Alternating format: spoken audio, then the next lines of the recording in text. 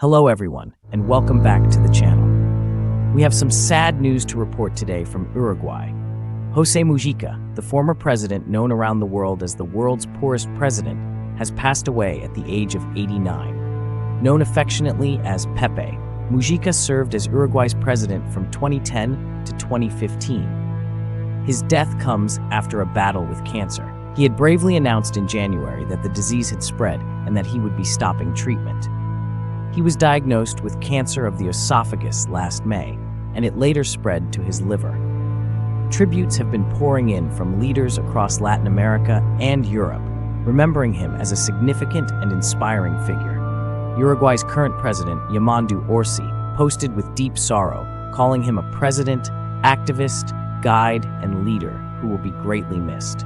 Leaders like Mexico's Claudia Sheinbaum called him an example for Latin America and the entire world, while others hailed him as a great revolutionary, a humanist, and an example of humility and greatness. Mujica earned his unique moniker, the world's poorest president, due to his incredibly modest lifestyle during his time in office. He famously donated around 90% of his presidential salary to charity, chose to live on a simple farm outside Montevideo with his wife and three-legged dog instead of the lavish presidential palace, and even drove an old Volkswagen Beetle. He himself, however, rejected the title in a 2012 interview, stating, and I quote, "I do not live in poverty, I live in austerity. I need little to live."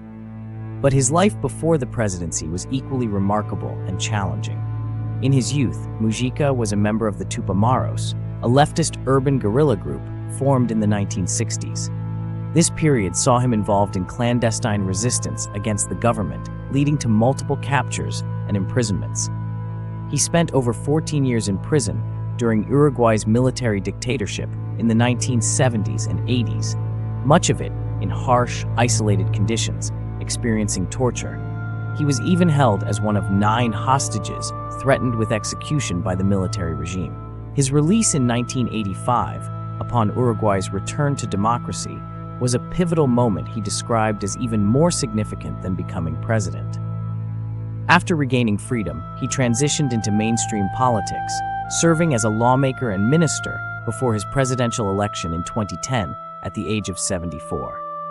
He governed with a mix of pragmatism and audacity, always maintaining his connection to the people and his simple way of life, famously rejecting the presidential mansion. José Mujica's life was a testament to resilience, conviction, and a deeply held belief in living simply and serving the people. His legacy as a humble leader who championed austerity and social causes will undoubtedly continue to inspire many around the globe. That's the news of the passing of José Mujica. What are your thoughts on his extraordinary life and legacy? Let us know in the comments below. And if you want to stay informed on important global figures and news like this, please consider subscribing to the channel and hitting that notification bell so you don't miss our next video. Thanks for watching.